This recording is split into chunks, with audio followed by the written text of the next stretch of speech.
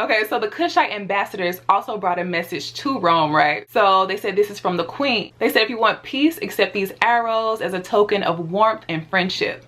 But if you want war, keep them because you're gonna need them. She sent this to the most powerful military. She was basically like, you know, if you want the smoke, I'll bring the smoke.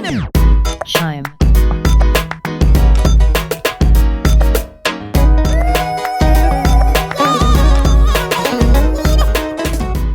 I'm really excited to do this video about 2 African queens that every woman should know, especially Black women. These are 2 of my favorite because I just fell in love with their stories. Like, they were some OG. And it's kind of sad because like we're taught everything in school, right? We learn about King Henry VIII and Alexander the Great and all of these people, Queen Elizabeth. We learn about all these royals from different countries and the wars they fought in, but we don't learn that about Africa when there was an African queen who fought against Rome for years. There was an African queen that fought against Portugal for years and we never knew nothing. They didn't tell us nothing about these women. It's really important just to have content out there to inform and empower, you know? So let's get into it. Okay, so first, Queen Zinga. She was born in 1583, and when she was born, she had an umbilical cord wrapped around her neck. So a lot of people say she was born a fighter because it almost killed her, but she fought her way through and she survived. She was a G from the jump, you know? So when she was conceived, it was outside of her father's marriage. So basically, her mom was like the side piece. She was like a side chick, but this didn't stop anything. He still highly favored her and recognized her as his daughter, allowed her to sit in and watch him rule his kingdom and learn from him. He really praised her as a warrior. She was exceptional and he wanted her around all the time. So she became known for her epic battles and for being a great ambassador that was able to like navigate politics and sway things in her favor. So not only was she a beast on the field, but she had brains.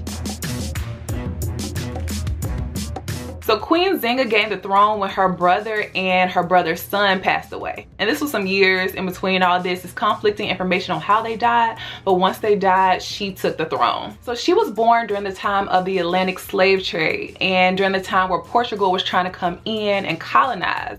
But she was not having it. So it's reported that during a meeting that Queen Zinga had with a Portuguese governor, that when she came in, and this was all to discuss a peace treaty, right? So when she came in, he had a floor mat for her to sit on while he was sitting on a chair. So she looking like, what is this? This is for subordinates. You know, in my kingdom, subordinates sit on this. Where's my chair? He didn't have a chair for her. I know she was thinking, this dude really trying to try me. So she had one of her servants get on the ground and she sat on her servant's back to negotiate during the meeting.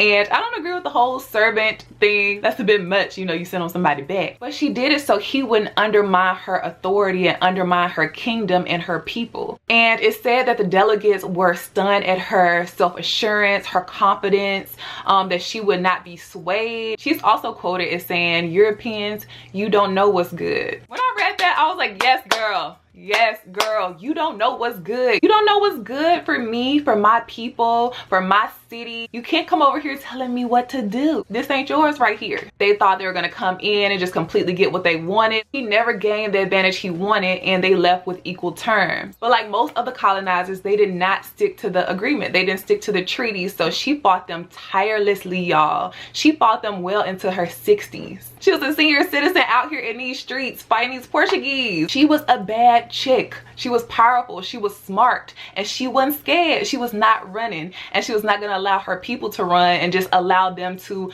enslave them. So basically, as long as she was alive, the Portuguese was never able to gain a stronghold on them. So yeah, give it up for Queen Zinga. Like, that's powerful. That strength got me hyped. I'm sweating up in here.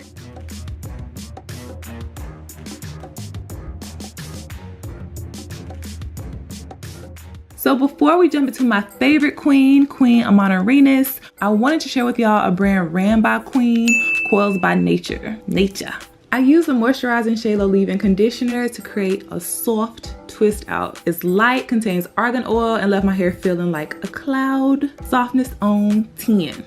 I added a gold ribbon to cover the ponytail holder. It's $2 from the beauty supply store, you know, got it for the cheap. I laid my baby hair, and I clipped in a feather accessory. It was also from the hair store for about $3. It gives me a whole queen warrior type vibe. If you want more deets about the products I use, go to www.coilsbynature.com.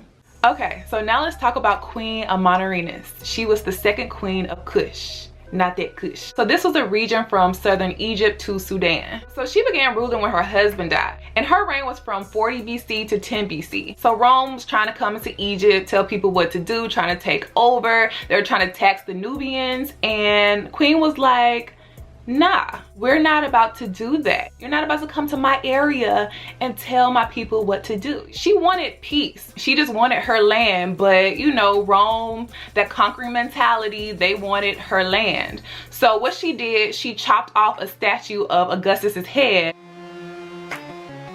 Petty, y'all. She was petty with a purpose. She was like, I'm gonna show you, like, you want to be petty and put a statue here, I'm gonna chop the head off. Completely did it as a sign of disrespect. You disrespecting me, acting like I'm nobody, then I'm gonna disrespect you too. Okay, so the Kushite ambassadors also brought a message to Rome, right? So they presented a beautiful bundle of golden arrows. So they said, this is from the queen. They said, if you want peace, accept these arrows as a token of warmth and friendship. But if you want war, keep them, because you gonna need them. She sent this to the most powerful military. You gonna need these arrows when I come for that head. She was basically like, you know, if you want the smoke, I'll bring the smoke. So Queen Amanirenas, she actually went to war and she captured 3 of Rome's cities. Now, mind you, Rome has the biggest military in the world. Like, I'm sure y'all have heard about the Roman military and soldiers. It was huge. But with her smaller army, she still managed to capture 3 cities, y'all. Gangster. And she led from the front. Like, when she went to war, like when she went to battle, she was in the front fighting. She wasn't in the back on a horse chilling while everybody else was fighting. I know y'all seen it in movies, like the captains and generals would be on a hill somewhere looking down at the people fighting. No, she was fighting with her people. Okay, so according to like Roman records, this is all like documented with their records, that she was injured during battle. She was actually blinded in one eye, and even after this, she healed and she was back on that field. She was back getting bodies out here. Because Rome's army was so big, they were able to gain everything back, and they were enslaving people. They were just going ham on Kush. And the queen was like, hold up, I'm not giving in to this. We're gonna fight. And they fought for like 3 long years. Yes, 3 years. This huge army is fighting this smaller army for 3 years, led by this beautiful African queen. Like, y'all, the Romans must have definitely felt like defeat was near, because it's like, why would they just give in after 3 years? They had this great army. And the thing is, the Kushites recorded what happened too, but it's hard to decode it and translate it. But you know how history goes, like the Romans aren't gonna tell the full story, everything that happened. They're not gonna make themselves look weak or bad in any way. So I really wanted to hear their perspective. Cause you know, the Romans made sure they said, okay, we blinded her in one eye. And that actually made her look more gangster to me, because she healed and she was still fighting, and then y'all gave in.